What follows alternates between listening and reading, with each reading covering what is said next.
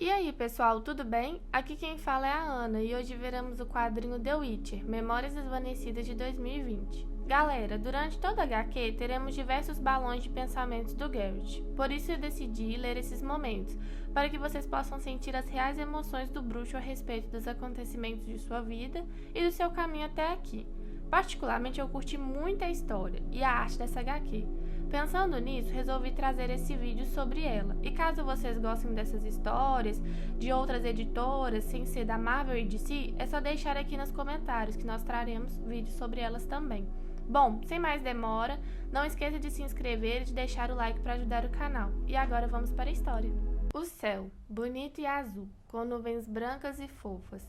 A única coisa que eu gostei daqueles dias, ter tempo de olhar para o céu com frequência e por muito tempo. Mas isso é uma coisa legal. E o resto? Só espera. Na patética esperança de que algo aconteceria. Esperava tanto que esqueci meus instintos. Me joguei em qualquer coisa que me aparecia, na ânsia de me sentir como antes, sempre me desapontando quando, inevitavelmente, nada acontecia. E talvez nunca acontecesse. Agora voltamos a história para algum lugar em Poves, onde o dono de uma taberna diz a Geralt que não via um bruxo por ali já fazia alguns anos. Segundo ele, ali eles não tinham monstros, somente algumas pessoas boas, bons preços nos quartos e cerveja. O lobo branco responde dizendo que está ali para ganhar dinheiro e não para gastar. Uma mulher fala que se ele queria dinheiro, deveria parar de tagarelar com o taberneiro e falar com ela. Permita-me apresentar o campeão de toda Poves. Lute com ele e dinheiro você terá. O povo vai adorar assistir o nosso campeão espancar um bruxo. Geralt fala que se ele tivesse bêbado bastante, talvez ele confundisse o campeão com um centauro. Acabaria com ele e pegaria o seu dinheiro. O problema é que ele não estava tão bêbado. O bruxo agradece a oferta e sai da taberna, e ao fundo vemos a mulher falando que em breve ele mudaria de ideia, pois em pouco tempo não haveria mais nenhum monstro.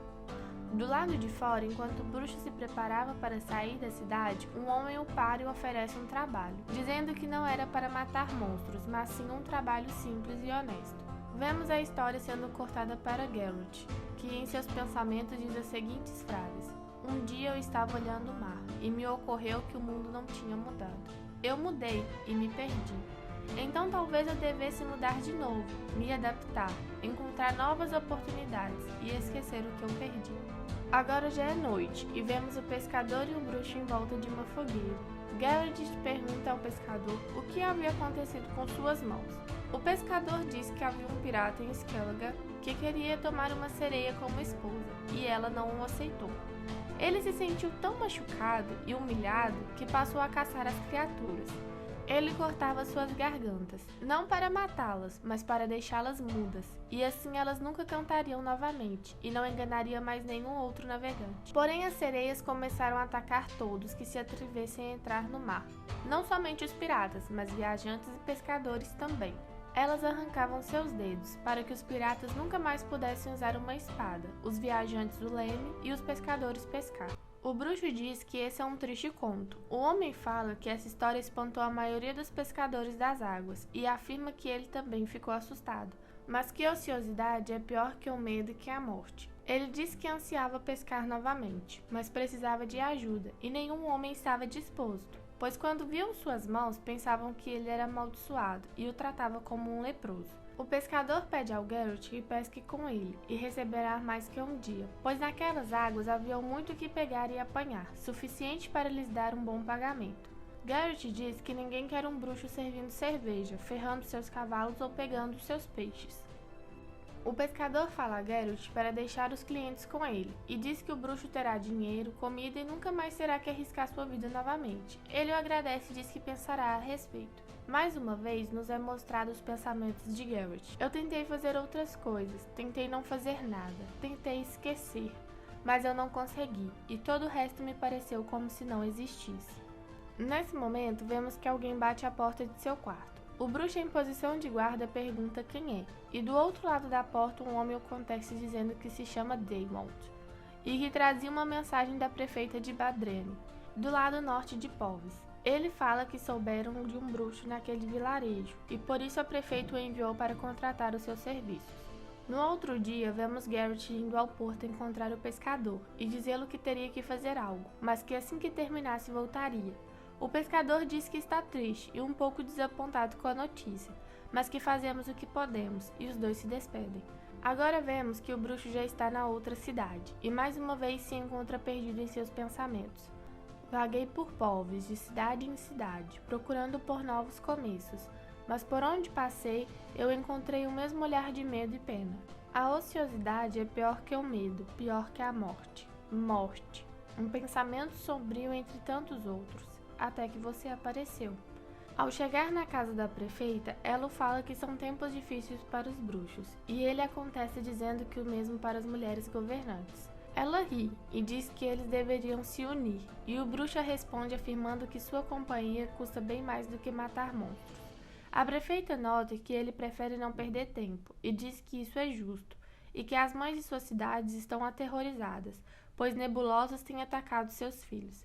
Garrett, surpreendido, a pergunta: nebulosos atacando crianças?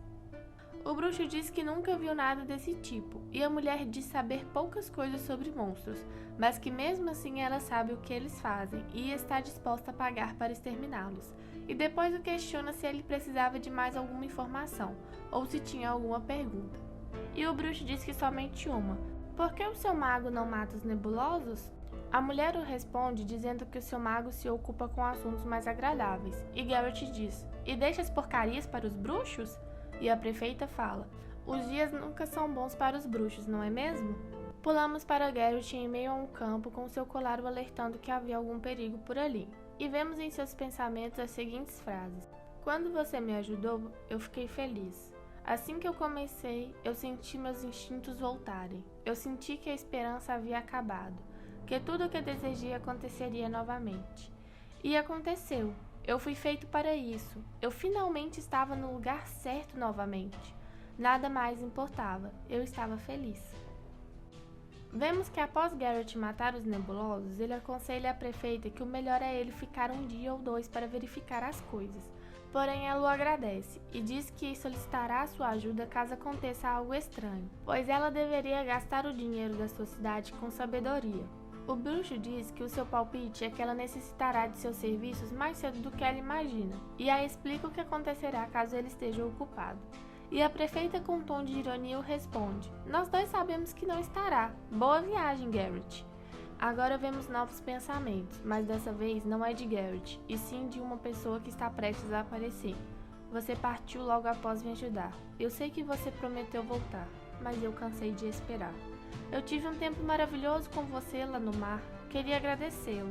Pela primeira vez em meses, eu não me senti desnecessário. Não me senti como uma memória desvanecida do meu eu mais jovem, como um peixe fora d'água. Eu queria morrer com essa sensação, a sensação que eu ainda posso. Tenho certeza que entenderá. PS, eu fiz uma última coisa antes de me decidir. Eu olhei para o céu, para me certificar, eu acho. E sabe o que eu vi? Um céu feio, escuro, com nuvens escuras de chuva. Bom, pessoal, ao longo desse capítulo, observamos que os monstros estão se tornando cada vez mais difíceis de se encontrar, levando nosso herói Garrett a aceitar um trabalho como pescador. Também observamos a falta que as batalhas fazem ao psicológico de um bruxo, e vimos ao final o mensageiro da prefeita recorrendo a ele novamente. O que será que o futuro reserva ao nosso herói? Para conferir a continuação dessa e outras histórias, se inscreva aqui no canal e ative o sininho. E se você, assim como nós da HQs Comics, é um amante desse mundo nerd, não deixe de conferir os nossos cupons de desconto da Panini e da Amazon para compra de HQs e outros artigos do mundo geek. Até a próxima!